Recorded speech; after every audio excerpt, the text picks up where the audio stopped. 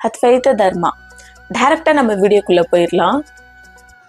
ஆக்சுவலாக இந்த வீடியோவில் பரசுராம அவதாரத்தை பற்றி தான் தேர்ட் பார்ட்டை தான் நம்ம இந்த வீடியோவில் பார்க்க போகிறோம். அதாவது வீடியோவை ஸ்டார்ட் பண்ணுறதுக்கு முன்னாடி ஒரு சின்னதாக திருத்தம் ஒன்று இருக்குது. பரசுராம அவதாரம் பார்ட் 2 வீடியோவில் நான் பரசுராமரோட தந்தை பெயர் ஜமுதக்கனின்னு ப்ரொனவுன்ஸ் பண்ணியிருப்பேன். அது ஆக்சுவலாக ஜமுதக்கனி அப்படின்னு இல்லைங்க, ஜமதக்னி முனிவர். அது ஒரு சின்ன மிஸ்டேக் ஆயிருக்கு. அது ஆக்சுவலாக நானே வீடியோ அப்லோட் பண்ணும்போது தான் நான் அதை பார்த்தேன். ஸோ அந்த திருத்தத்தை நான் இந்த வீடியோவில் திருத்திக்கிறேன். பரசுராமரோட அப்பாவான, அதாவது தந்தையான ஜமதக்னி முனிவரை பற்றி தான் லாஸ்ட் வீடியோவில் பார்த்துருப்போம். ஆக்சுவலாக லாஸ்ட் வீடியோவில் 5ஆவதா பிறக்கிற குழந்தை தான் பரசுராமர்னு சொல்லியிருப்பேன். இப்போது அதுலேருந்து நம்ம இந்த வீடியோவில் கண்டினியூ பண்ணலாம். மாகிஷ்மதி நகரத்து அரசன் கிருதவீரியன், அவரோட மனைவி சுகந்தை, இவங்க 2 பேருமே விநாயக விரதம் இருந்து, அதாவது விநாயகருக்கு விரதம் இருந்து ஒரு ஆண் மகனை பெற்றெடுக்கிறாங்க. ஆனால் அந்த ஆண் மகன் 2 கையும் இல்லாம 2 காலும் இல்லாம தான் பிறக்கிறாங்க. அதுக்கப்புறம் கிருதவீரியன் இருக்காரு இல்லையா, அவரோட குலகுருவான அத்திரி முனிவர் அனுஷா தேவியோட புதல்வரான தாத்திரேயர், இவர் தான் கிருதவீரியனோட குலகுரு. இவர் ஒரு நாள் அவங்களோட அரண்மனைக்கு வராரு. ஆக்சுவலா கிருதவீரியனும் சுகந்தையும், அதாவது தாய் தந்தை, இவங்க 2 பேருமே அவங்களுக்கு குழந்தை பிறந்துச்சு இல்லையா, விநாயகருக்கு விரதம் இருந்து, அந்த குழந்தைக்கு கார்த்தவீரியன் அர்ஜுனன் சொல்லிட்டு பெயர் வைக்கப்பட்டதா ஒரு புராணங்கள்ல சொல்லுது. இன்னொரு புராணங்கள்ல வெறும் கார்த்தவீரியன் சொல்லிட்டு பெயர் வைக்கப்பட்டதா இன்னொரு புராணங்கள்ல சொல்லுது. அவரோட குலகுருவான தாத்திரேயர் அவங்களோட, அதாவது கிருதவீரியனுக்கு அவங்களோட பிள்ளைக்கு கை காலெல்லாம் வரதுக்காக ஒரு சொல்யூஷனை கொடுக்குறாரு. என்ன சொல்யூஷன் கொடுக்குறாருன்னா, ஒரு மாமாங்கம் விநாயகருக்கு விரதம் இருக்கணும், அதாவது விரதம் மீன்ஸ் தவம் இருக்கணும்னு சொல்றாரு.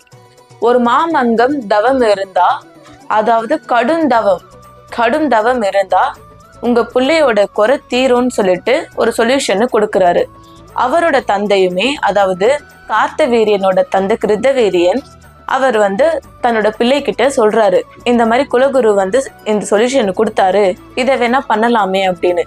கார்த்தவீரியனும் உடனே ஒரு மாமாங்கம்னா 12 வருடங்கள், அந்த 12 வருடங்கள் விநாயகருக்கு கடும் தவம் இருந்தாரு கார்த்தவீரியன். அந்த தவத்துல நெகிழ்ச்சியான விநாயகர் அவர் கண்ணு முன்னாடி தோன்றி, அதாவது கார்த்தவீரியனுக்கு 2 கால்களும் 1000 கைகளையும் பரிசா கொடுக்கிறாரு. இப்ப தெரியுதா கார்த்தவீரியனுக்கு ஏன் 1000 கைகள் வந்துச்சுன்னு சொல்லிட்டு. இதனாலதான் இப்படிதான் ஒரு ஸ்டோரி உருவாயிருக்கு.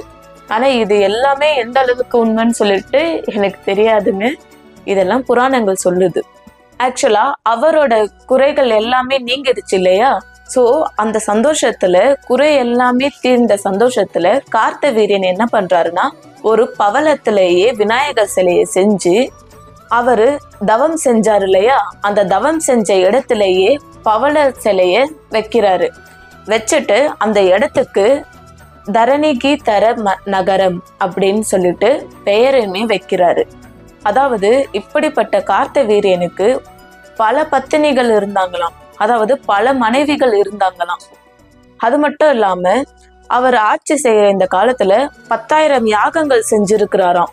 அதாவது கார்த்தவீரியனுக்கு இந்த வரம் கிடைச்சதுனால 10,000 யாகங்கள் செஞ்சிருக்கிறாராம். அது மட்டும் இல்லாம டெய்லி அன்னதானம் கொடுத்திருக்காரு.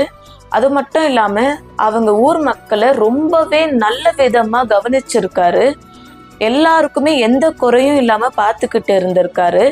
அது மட்டும் இல்லாம அந்த ஊர்ல திருடர்களோ கயவர்களோ யாருமே இருந்ததே கிடையாதான். அதாவது அந்த ஊரை அந்த அளவுக்கு அவரு பாதுகாத்து இருந்திருக்காரு. அதுக்கப்புறம் என்னங்க, அவரு நல்லாவே ஊர் மக்களை, அதாவது அவரோட நாட்டு மக்களை நல்லாவே கவனிச்சுக்கிட்டு நல்லாவே பாதுகாப்பாவும் வச்சுக்கிட்டு வந்திருக்கிறாரு.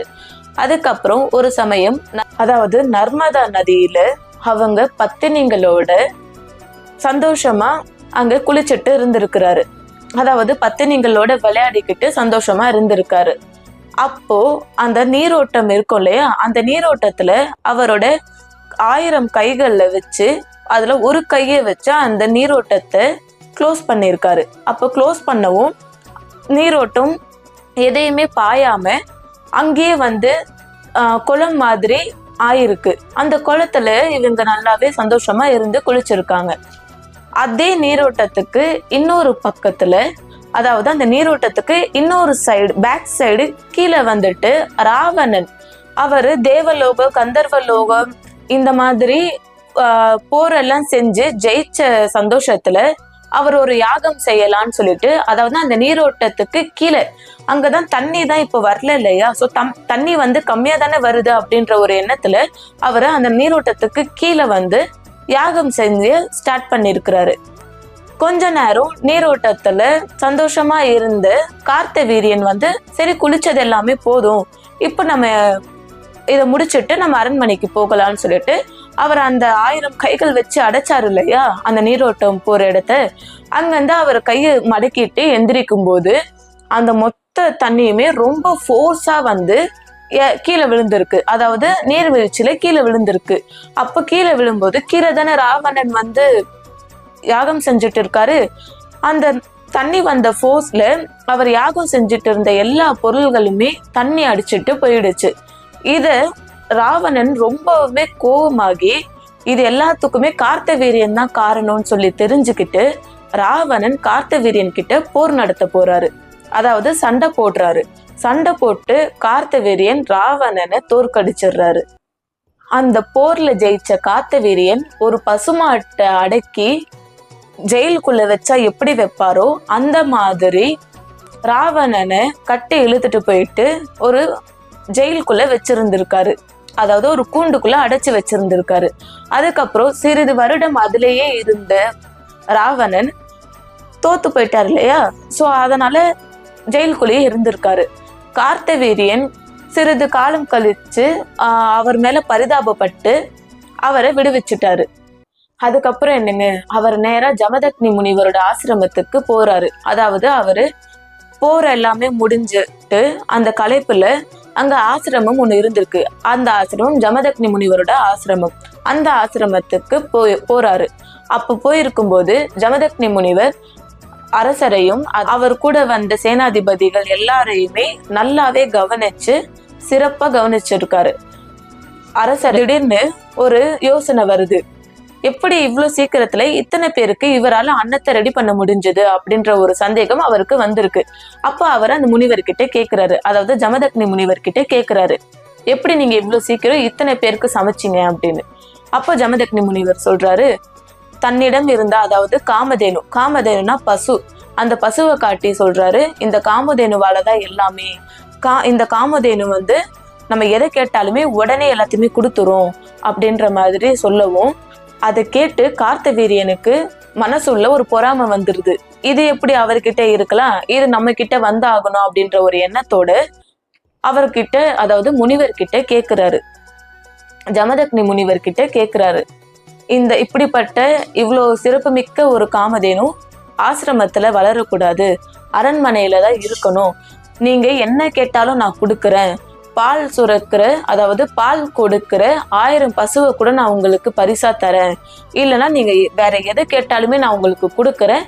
அதுக்கு பதிலா இந்த காமதேனுவை எனக்கு கொடுத்துருங்க அப்படின்னு சொல்லி கேட்கவும், அதுக்கு ஜமதக்னி முனிவர் சொல்றாரு, இந்த பசு எனக்கு சொந்தமானது கிடையாது.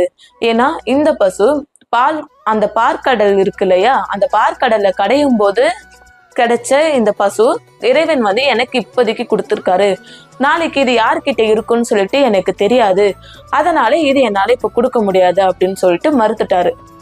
கோபத்தோடையே கிளம்பி போன கார்த்தவீரியன் கொஞ்ச நேரம் கழிச்சு அவரோட வீரர்களை எல்லாரையுமே அனுப்பி வலுக்கட்டாயமா அந்த காமதேனுவை இழுத்துட்டு வர சொல்லிடுறாரு.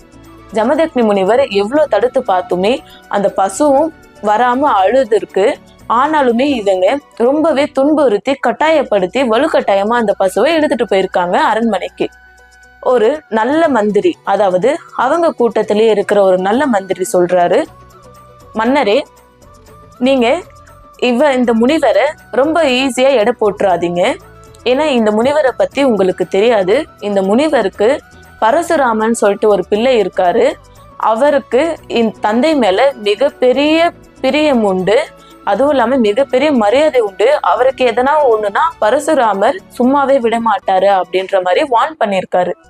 அது மட்டும் இல்லாம இவரோட ஹோல் ஸ்டோரி நீங்க கொஞ்சம் கேளுங்க, அப்ப உங்களுக்கு புரியும்னு சொல்லி எடுத்து சொல்லி புரிய வைக்கிறாரு. இதுக்கப்புறம் இந்த வீடியோட கண்டினியூஸை அடுத்த வீடியோல பார்ப்போம். அடுத்த வீடியோக்காக கண்டிப்பா வெயிட் பண்ணுங்க. அத்வைத தர்மா.